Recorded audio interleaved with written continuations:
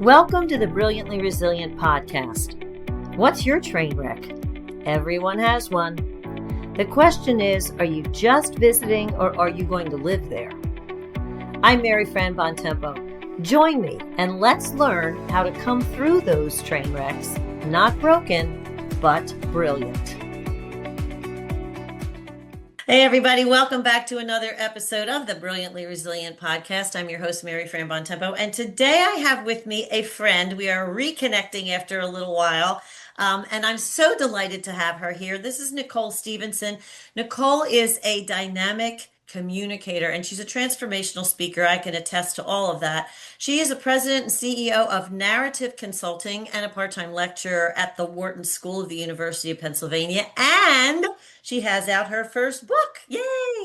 It's called Unapologetic. There it is. We're going to see the cover of that. It's so cool. The book is called Unapologetic, Boldly Lead the Life and Career That You Deserve, which is a roadmap to authenticity, personal and professional development that is sustainable and growth. So Nicole, yay! Thanks for joining me today. No problem. I'm so excited to be here. As you know, I followed your career for some time and I just really appreciate your support. So thank you. Absolutely. And you and I met when you were leading the women's group for the Mainline Chamber of Commerce, and you very graciously had me speak for you.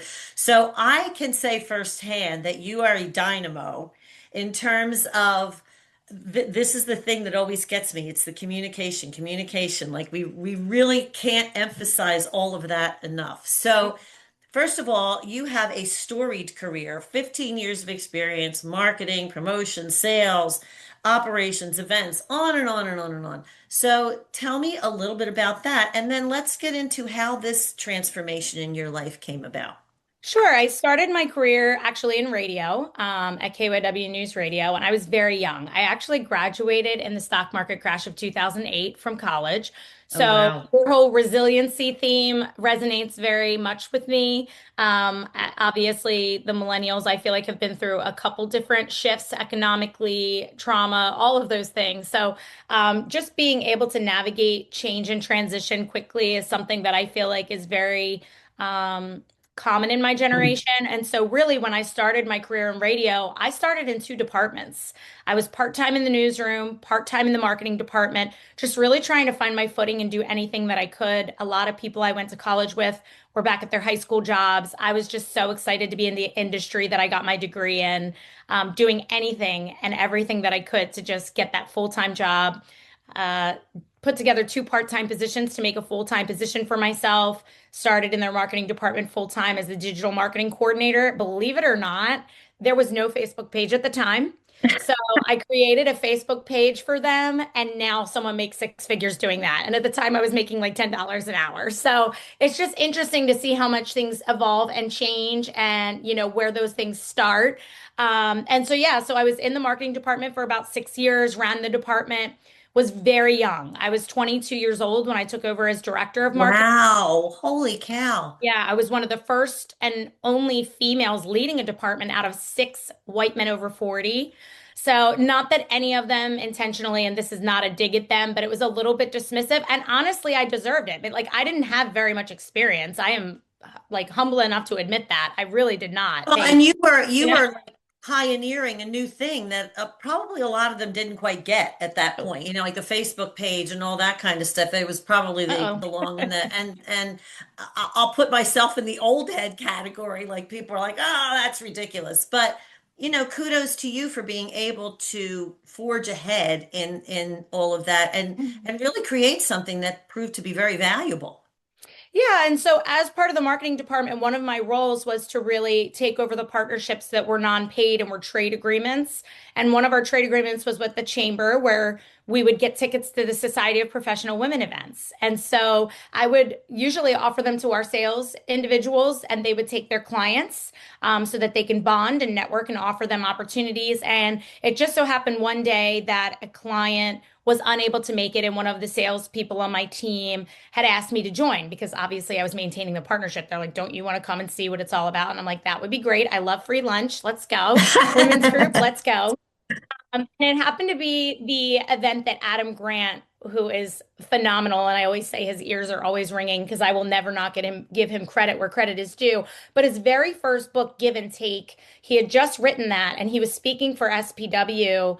And just listening to him just changed my life. I was like, wow, I am giving a lot to this organization. And I never fully felt fairly compensated because when I assumed responsibility of the budget, I saw they were paying me $30,000 less than my predecessor.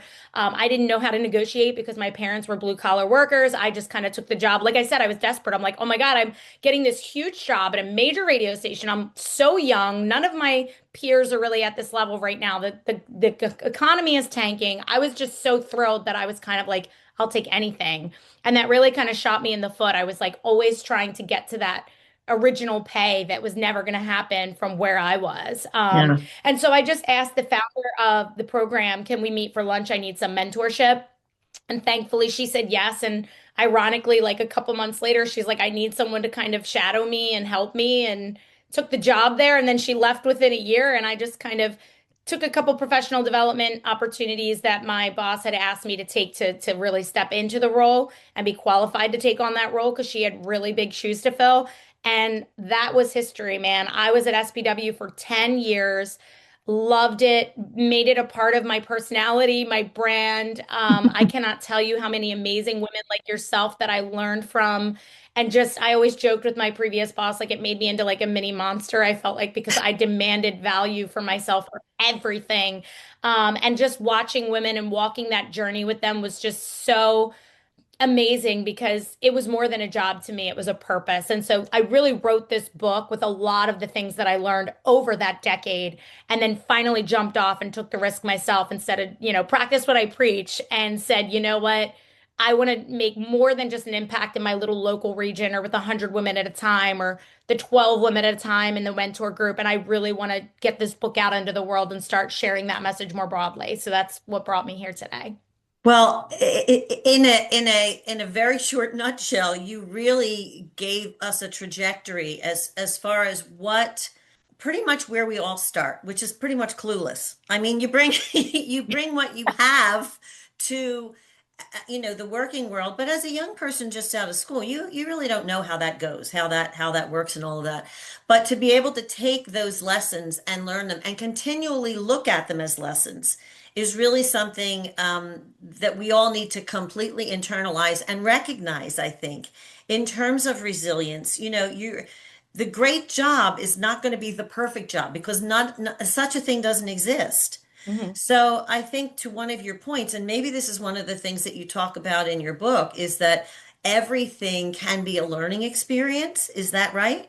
That's exactly right. My book is really about exploration. So there are different chapters on different um, topics of exploration. So, what does a mentor mean versus a sponsor, and how do you get them? Because, like I said, I Huh. didn't have a lot of people in the professional world. So, when I learned what the word mentorship and sponsorship meant, and I started to build that network of people, like my own personal board of directors, that really helped to catapult my career once I started leaning on others. And asking for help is something I always communicate on podcasts or with people because I think people look at asking for help as a sign of weakness. And Hmm. honestly, I wouldn't be here if I didn't lean on other people. I am not in some bubble that I can pretend that I did everything out of my own resilience and on my own because honestly, the more I leaned on others, the more powerful I felt and more powerful I became, even in my own confidence, because those people believed in me and it made me believe in myself.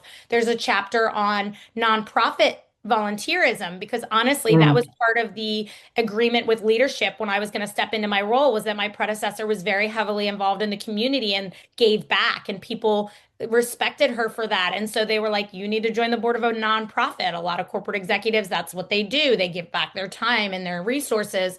And that really helped me to explore other talents that I had by being able to kind of navigate other areas of expertise. And so there's a chapter on like, if accounting's not a passion of yours, but you do enjoy it and it's great living for you, maybe your volunteerism goes to your passion so that you feel fulfilled. So, like I said, there's a lot of exploration in different buckets. Same with networking, joining associations, all of those kind of things. And it's really, there's a take action at the end of every chapter to help with that. And so that's I like what that. really that's what the book's about. It's like a journey of learning about yourself. And sometimes it does take time. I'm not saying that if a 20-year-old reads this book, they're going to not fall into some of the traps that I fell into. I mean, you have to learn from your own successes and challenges equally. But I am hoping that it helps alleviate the stress of the imposter syndrome or the self-doubt, or at least just questioning your own real true nature. You hit on so many things that I think are so important and that I talk about in Brilliantly Resilient. And first, well, I don't even know where to start, but the putting the hand up is a big one for me because back way back when my son was struggling with addiction and all of those things, I was so out of my element. So I did have to put my hand up. But that being said, and it brings to mind another point that you make, I had some skills that I could bring to the situation. I couldn't solve it. I couldn't handle all of it. But I think one of the things that's important to recognize and that you exhibit so beautifully in your life and probably in the book is that everybody has these transferable skills that you can take from one part of your life to another. And sometimes when we don't see that there is a broader picture, we tend to dismiss those things and think, yeah, that's just something that I do. But everything that you do can also have a potential purpose elsewhere. Is that true? Yeah, I think so. And I think what people don't understand is that you can evolve. It doesn't make you a Yes. failure. Like I remember my husband would always say, because I started out in broadcast journalism, he's like, if NBC Today called you up today and said, do you want to be on the desk? Would you want to be an anchor again? And I'm like, I really don't know. Like I fell into a lot of passions that I enjoy and, those kind of things. And I think I was always open to opportunity and doors opening to me and just exploring them because at least if I didn't like it, I can find out it's what I don't want to do and confirm Mhm. like, this is not what I want to do. And I think that's another message I really tout a lot, especially with my young professionals. And I teach, like you heard, at a university, and I sit on the board of Girls Spark, which is for teen girls and middle school girls navigating their youth challenges and successes. And so for me, it's all about like, don't be afraid so much of if the door doesn't open going through a window, right? Like it's okay to explore other opportunities because you never know where your talents lie. Like sometimes other people know you better than you know yourself. Mm. Know I was going to be pulled into marketing so much. Like I was just trying to get, like I said, get some extra cash, be in the marketing newsroom, whatever opened up first. But like my supervisor was really like, "You're great at marketing," and like kept pulling me and kept pulling me. And I'm like, you know what? Who am I to say no to this? Like obviously I'm good at it. And then I went into the chamber world and I knew nothing. And so I went into the U.S. Chamber of Commerce's Institute for Organization Management program, which I'm actually going to be faculty at for the first time this summer to give back to them because it truly just showed me the ins and outs of the entire industry and the business. And I'm a lifelong learner. I'm a perpetual student. And so for Mm. me, that's another part of my book is exploring other ways to learn about everything you can, not only about your own industry, but anything, like you said, that could be transferable. Like that was the thing. I had dabbled in events a little bit at the radio station because I put on like our client parties and our one awards that we started for women's achievement. And so I had dabbled a little bit in events, but I would never classify myself as an event planner. But just knowing a little bit about that, my entire job after that at Society of Professional Women was planning events for 200 to 300 people every month. So for me, I didn't know that was going to be so heavily instrumental in my career. And obviously, I wasn't an expert at it. I just had a little bit, but I strengthened it because I fostered it, right? And so I think people should just not be afraid to explore other things. And like I said, just because I'm not on the news, I don't feel like a failure at all. Like, yeah, I went for broadcast journalism, but I would never classify myself as a failure because I didn't become a news anchor. I have been featured on the news a few times. I have many friends in the industry. I do podcasts, and obviously, I'm still using my communication skills and my broadcast skills in this podcast right now.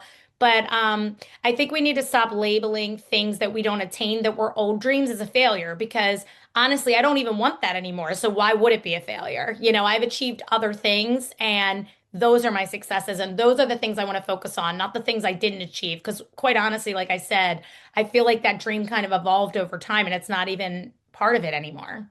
I'm taking copious notes here because all of those things are so essential. And I think it all comes back to the one word that you said. People have to recognize that life is an evolution. Hmm. So, you have to be prepared. And I think, like I always say when I start speaking, I always say, okay, how many people in this audience have had their plan for the day exactly work out according to plan? So if your plan for the day rarely works out, you have to expect that your plan for your life may not exactly work out either. But each of those things, if you have a drive, if you have a passion for something, take whatever skills feed that and then see where that leads you. Because as you said in your career, you wanted a certain thing, you got a lot of skills that fulfilled that, but it led you down a different path. And we have to not expect that if it doesn't work out, as you said, you label yourself as a failure because life is an evolution. Yeah, and I honestly, it's funny because I originally wanted to teach English lit when I was in high school. That's what I thought I was going to go to college for. I wanted to be a college professor of English literature. I love to read. And it's so funny because once I started in radio, a lot of the news anchors were part-time lecturers at Drexel, Temple, whatever.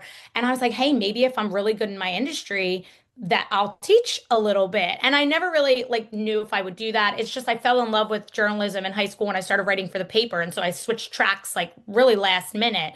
And so to come back full circle and be teaching right now at a university in one of the top schools of the country, like it's just so ironic because once I started on other paths, I'm like, I don't think I'll ever get there. And I remember on the way to the beach and there's 2 hour drives with my husband, I was always like, I'm going to write a book and then maybe I'll teach. Maybe they'll let me teach as a professor, even if I don't have a master's in teaching. Like, I want to teach one day.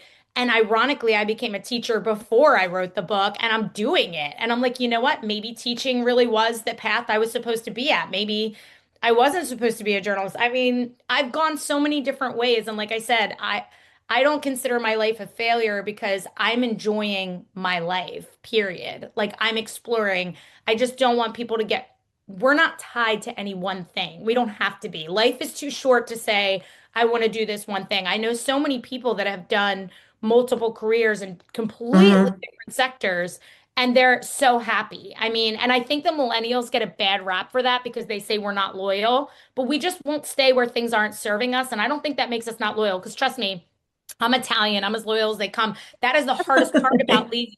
Hardest part about leaving these jobs is they become family to me. I mean, I'm Yes. not kidding. I just had my book launch last week, and 4 or 5 of my KYW friends came.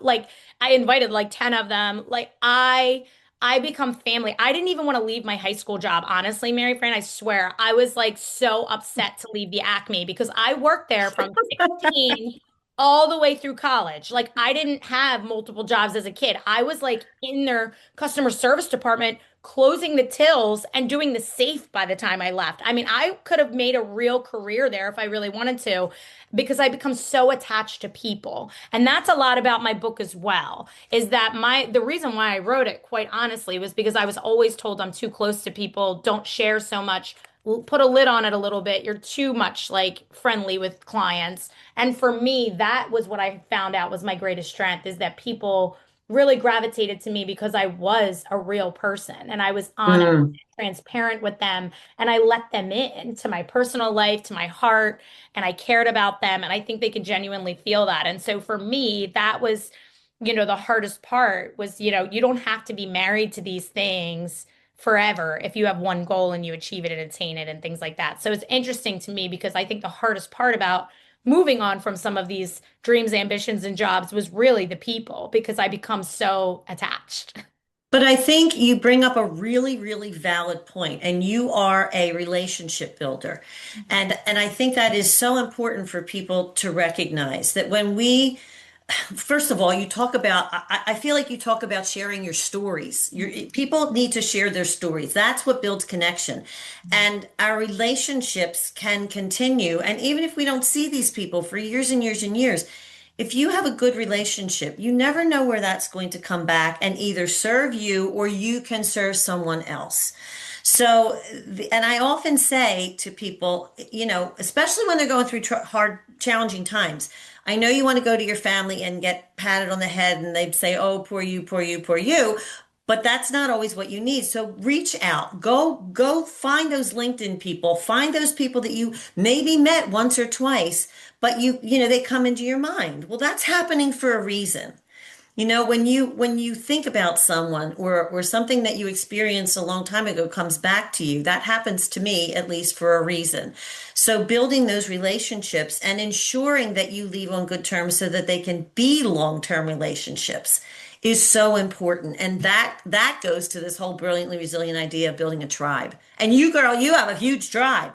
I do. I was just telling my mom that, like, it's so funny because at my birthday party, like, I had 20-year-old friends from my sorority that I still keep in touch with. Even if I'm not in college, I call the schools and become friends with the new sisters. Like, I had 20-year-old friends there, and I had a 70-year-old friend there. And I'm like legitimately friends with a 70-year-old person. Like, and I mean friends, not just like, oh, I'm saying I have friends from 20 to 70 years old, men, women, all different, cultures and background. And like I truly mean that. Like, and it feels really good. And honestly, you mentioned storytelling. So Narrativa Consulting, which is the business that I made to create, to speak and do things. Narrativa means to tell a story in Italian. Because I believe we all have a story to tell. And that is why I coined that name. And as far as like relationship building, I have a couple of those stories in here, is that the key to relationships is to not build them on the basis of being transactional. I never once Mhm. go into a relationship thinking, what am I going to get out of this? Because that is never going to bear fruit. Well, it might one time, but the Right, trouble and the problem with transactional relationships is that they mostly end probably after one transaction. Unless it's branding, and we can get into the marketing part of it if it's like buying your same airline ticket. But the truth is, if you want a meaningful relationship, it cannot be transactional, right? And so for me, there are some stories in there where it's like, I never ever wanted to go to a chiropractor ever because it kind of creeped me out and all this stuff. But honestly, once I got into a car accident, I ended up going to my chiropractor that was a sponsor of SPW, and a woman that I knew through SPW for a long time because I trusted her, right? And I don't think she ever became friends with me because she thought, hey, maybe one day this person's going to need a chiropractor. We just naturally built a relationship because we had a common interest in supporting women and women-owned businesses and things like that. And so that common interest brought us together. So of course there has to be some sort of foundation to a relationship where you right. have a common interest or something that ties you together. There's other stories in there. Like, for example, I needed my hair done last minute, and my hairdresser that I have gone to for 12 years wasn't available on that day. Well, I called my daughter's cheerleading coach because I knew she was a hairdresser. And I'm like, can you please do my hair for this in your house? And she was like, sure. So, like, you never know when things are going to come to fruition. You cannot just like join and be like, hey, I'm going to be this person's friend because I want to get something out of it. You just never know. Right, right, right.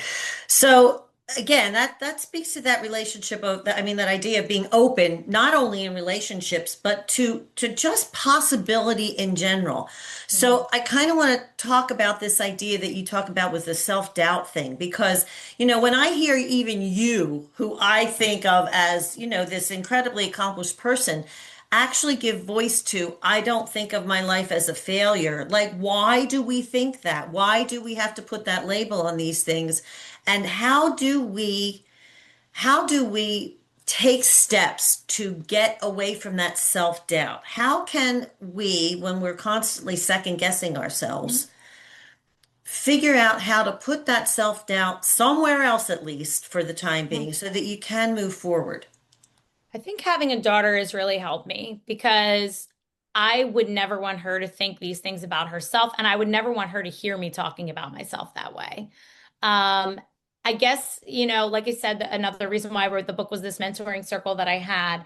And we always talked about we would not, if you wouldn't say it to your best friend, don't say it to yourself. So Hmm. really giving yourself grace and treating yourself like your best friend, because I mean, no one's going to love you like you do. No one can ultimately. And what really was the kicker for me 3 years ago when I started writing this book was we were in a professional development program where people were nominated by their peers on track for management, obviously talented and extreme, like worth developing. And we had asked the question for the self-doubt session about like, tell us your greatest accomplishment. And people physically winced. Like they look like they were in pain. And I would say 99.9% of the mothers in the room were like, my kid's at Pitt University or my kid just graduated cum laude. And I'm like, not that that's not wonderful, because raising human beings is an important responsibility. And I take my responsibility as a mother very seriously. But like you're in a professional development group. So if you were to say, I was nominated for this group or I'm going for a promotion, that would have been perfectly acceptable. And not one person in that room would have been like, ew, I can't believe she just said she's getting a promotion instead of saying she's a mom. Like no one would think that. No one. But for some reason, we women think that when we talk well of ourselves, that we're bragging, which is so Yeah. bizarre. So I had come home that night to my husband. I was devastated. I'm like, do men sit around a table and bash themselves like this? I mean, there were people when you talked about weaknesses, they could give you a list, man. They were like, here's all my weaknesses. And you're like, what's your greatest strength? And they're like, my kid. Like, it was devastating to me. I'm like, this is terrible. Like, what can I do to make this end? How do I help them? And it's funny because by the end of the year, women were going for promotions. They were bragging to their friends. And what I really noticed was it was the permission that was granted to them by seeing Mm. everyone else in the room do it. And I'm like, why do we as women need permission? I mean, you hear the statistics all the time about women applying to the jobs they only have 90% qualifications for, but men have like 60%. And so I'm not really sure why it's gender focused because obviously there will be men that struggle with self-confidence, but I really do feel like it's very much a woman issue to feel like we're bragging. And so there is something in my book about that, which is don't brag about yourself, have others brag about you. So just like I talked about asking for help, it's like if you're having trouble understanding what your talents are, say to your boss, why did you put me up for this promotion? Like, tell Mm. me why I'm here. Why am I going through this program? And if they're like, because you're my best person, you have the sales, you have this. The other thing is, I talk about having a kudos folder.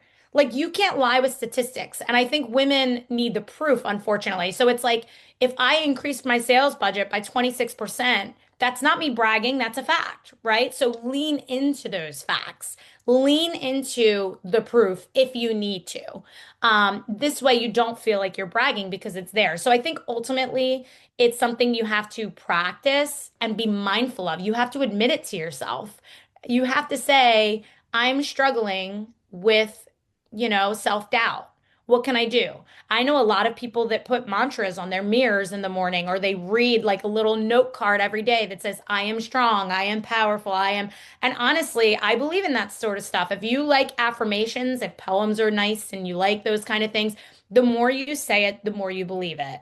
And also surrounding yourself with your competition. And I know that's going to sound really Mm. interesting and weird because not a lot of people will say that.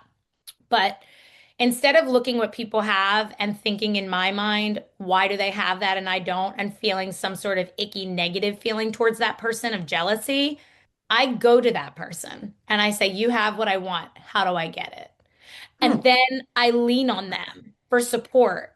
And I almost look at it as a fun competition, like a, hey, I love to see what you're doing. I'm going to go there. And I have surrounded myself with two women in particular that there are three of us on a chain and they're kind of in my space. And we have done nothing but cheerlead each other and force each other to compete in a positive way. Like, hey, I got this week. What are you getting? Like, but not in a like, oh my God, I can't believe you got this. It's just more like a motivation and an inspiration. Okay, that's the word I'm looking for. They inspire me. I look to them, I want to be like them. And when they get things, I don't feel negative about it. I'm excited for them and I'm trying to level up to their level. So having women that I would be technically competitive with to look for and towards that helps me in my own right as well. So those are just a few things that you can do to help with your self-confidence is really just to build people that you want to emulate around you, save your kudos folder, lean into your statistics of your success,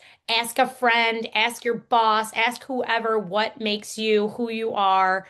And then also, I would even write lists about yourself. Like, look at things that you've done and don't be afraid to lean into saying, you're right, I did that.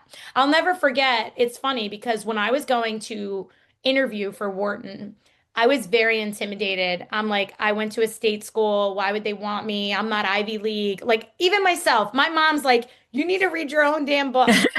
My because mother I tells me that all struggle the time. I struggle with self-confidence too. It is not easy to say, "Oh, I'm good at something." It is not Yeah. easy. I am in my head all the time. And like I Well, said, and you're I Italian love these and you're a people. woman. I'm going to guess maybe you're Catholic I too. am And Catholic that guilt. It's in here. I'm telling you. And so for me, when I was going for that job, I was so intimidated and I nailed it. When I came out from the interview, I cried and wept in my car because I was so friggin' proud of myself.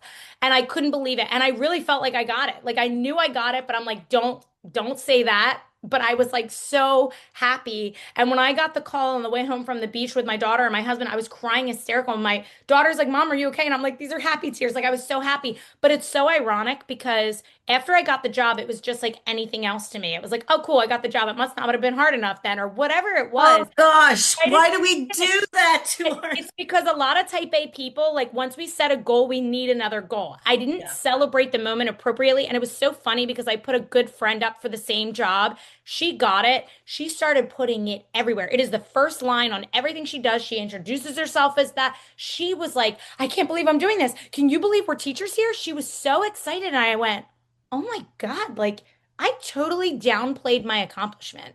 Like, I cannot believe I acted like this was just an everyday thing for me. Like, this is a huge deal. Why am I not acting like it? And honestly, when I introduce myself to people and tell them I'm a warrant lecturer, they're like, oh, you're so impressive. And I'm like, I am. But like, Uh-huh. that's the thing. It's weird for me to acknowledge that. And I'm like, why didn't I live in this moment longer? So it's so funny because when I left my full-time job this December to pursue this, because I felt like I was never going to walk away, everyone's like, are you going to jump into this? Da, da, da. And I kind of took my time. I didn't do a post pre-book launch. I am not marketing myself nearly as hard as I worked for everybody else just because I'm enjoying the moment. Like it took me Yes. 3 years to write this book. And I was like, you know what? I'm not going to book my calendar with 700 speaking engagements. I'm just going to like let things come to me. I'm going to spend some time on myself. I'm going to, relax a little bit. I feel like I like really burned out my life because I was full-time job, part-time job, two boards of nonprofits, on the PTO for my daughter. Like I killed it the last 10, 11 years. And I was like, You you know did. what? Now that I'm working for myself, I should be killing it for myself, but I'm like, you accomplished a lot. Let's just sit in this accomplishment and just be proud for once and just say, wow, I'm an author. Like I literally am an author. Only 1 to 3% of people do. I think I just read a stat that 80% of people think they have a book in their head they want to write. Only 1 to 3% actually write it.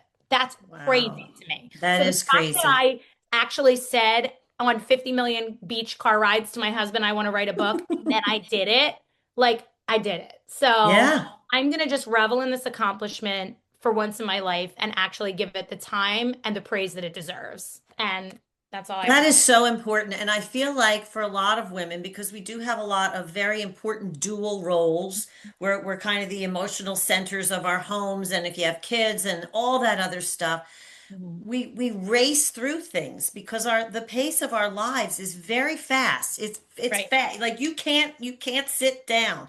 Like, most of us, I think, at the end of the day, we crash into bed. Nobody just Hmm. goes, "Oh, I'm going to put on my fancy robe and slipper." No, everybody just goes and you crash right into bed because that's the end of the day. Oh, yay, I Yeah. made it. I made it to another one.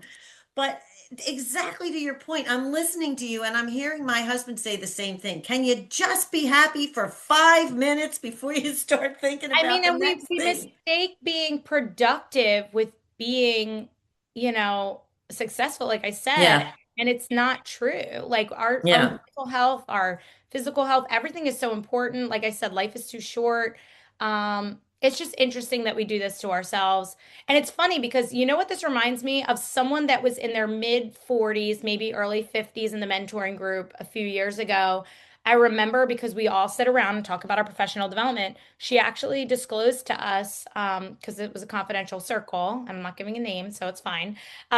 She said, I feel like I'm letting people down because I don't want all these things you're all talking about. Like, I don't want a promotion. Like, I'm happy being a doer. I like not having stress and not having 50,000 goals. I've been really good at my job as a bank teller, and I'm totally fine there. And I feel like I have to go for a promotion because everyone else is, and I feel like there's something wrong with me. And I'm like, Oh, damn, that's deep. Because, like, yeah, many people go for things they don't even want because they feel like they have to. Like, yeah, you're happy doing whatever. And this is something I'm trying to teach my daughter. I'm like, if you want to collect, because I remember when she was little, she used to say she wanted to sell erasers and pencils in a pencil shop. And I'm like, you know what? If you want That's thing.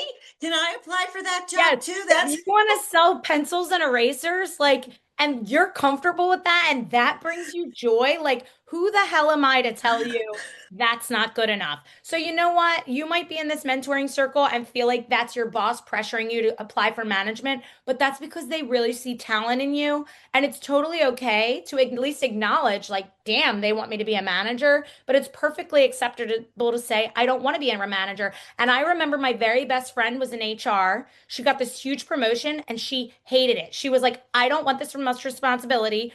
Everyone stopped inviting me to lunch. I don't like being the director. I just want to be a part of the team. And it's totally okay to go backwards. That's another thing I want to share. yes. You can go backwards if something is not a good fit for you or you're not happy anymore.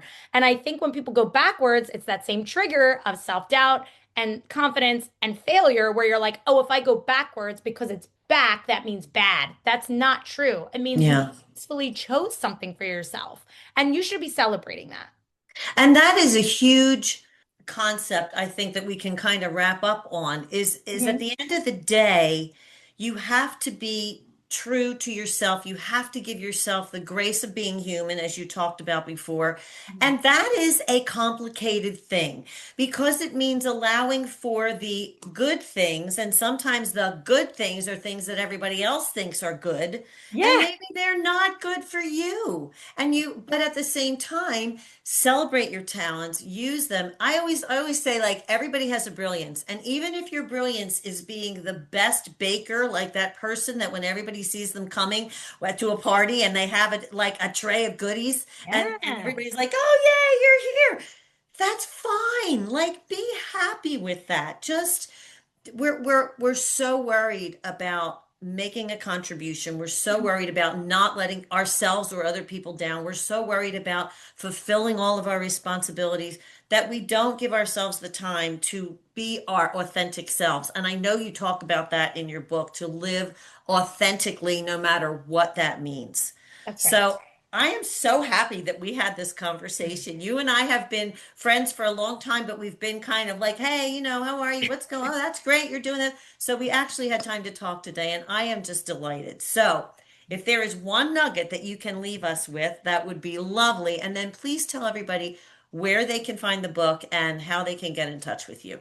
Well, I just wanted to share, when people ask me, what does unapologetic mean? What does authenticity mean? Like, does this mean you're from Philly and you have your bad rap of, just telling everyone it's my way or the highway and I don't really care what people think and I'm unapologetic about it? Being unapologetic is not a permission slip to be a jerk. It is not a permission slip to be mean, rude, disrespectful. That is not the message of this book. What I mean by being unapologetic is not compromising your true self and your morals and your values for the sake of others in a way that is respectful. It's more about respecting yourself, not disrespecting others. And so, obviously, when you're new at a culture, which we talked about in the beginning, and being young and whatever, you're going to want to go in and give yourself a few months, maybe even a year to understand how the processes work. You're not just going to run in there like, I'm unapologetic, so your way sucks and we're going to do it my way. You're not going to do that. That's not what this is about. So I want to make that very clear because, I got my T-ball bat on the front. I'm breaking glass. It's really just about breaking through your own limitations by making sure you're not letting other people infiltrate your real true nature and true self. So I just want to leave you with that. And you can really interpret the cover of the book, which my husband designed, in any. I love that cover. It It could is be awesome. breaking boundaries, breaking stereotypes for women, breaking the glass ceiling. Like I said, breaking your own expectations for your own self. It could be interpreted in any way you need it to be. But I'm just so grateful and lucky and fortunate that I have a partner that supports me because that's also a really big piece of this. And we can't get into all that, like we said, because we only have a limited amount of time. But, having a supportive partner in this journey has been so important for me. And so, yeah, I'm really excited about it. So.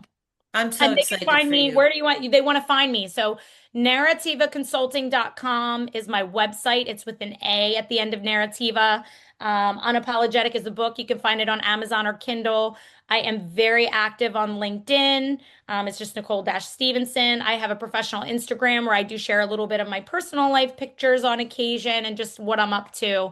But those are my main platforms right now, is just Instagram and LinkedIn. I have not gotten into the TikTok trend yet. I've had a TikTok since last summer and I haven't posted. I'm right there I with am you. like, I'm always on the verge, and then I'm like, let's see. I don't Yeah, know. we'll see about that. So LinkedIn, Instagram, my website. I am going to start signing some books at a few upcoming events. So keep an eye on my Instagram and my LinkedIn for those for sure. And I'll probably have some upcoming things on my website. But yeah, so you can find the book, like I said, on Amazon or Kindle or anywhere. So Thank you so much. I am so excited for you. thank I you. can't wait to read this book. And I'm so glad that you're taking your expertise and sharing it with a wider audience, because Mm. everything that you said resonated so much with me. I know it will resonate with the Brilliantly Resilient audience. We are right in line with each other as far as thinking goes, and I wish you every success. Thank you so much. So everybody, please check out Nicole's book and all of her good stuff, because she is brilliant. I can attest to that personally. And if you need a little bit more brilliance and inspiration, head on over to brilliantlyresilient.net. Sign up for our Brilliance Bit, of which Nicole will be a part when this episode airs. And we will see you next time on the next episode of the Brilliantly Resilient podcast. Bye, Okay. everybody. Bye. Thanks for joining me for another episode of the Brilliantly Resilient podcast. Now, before you go, remember this: resilience isn't about bouncing back to who you were. It's about becoming who you're meant to be. If today's episode helped you reset, rise, or see your brilliance a little more clearly, I invite you to take the next step with me. Explore the Brilliantly Resilient resources, including the podcast, books, and the new Brilliantly Resilient mini course series, all designed to meet you exactly where you are. You can learn more and get started at brilliantlyresilient.net. Until next time, stay steady, stay curious, and keep moving forward, one resilient step at a time.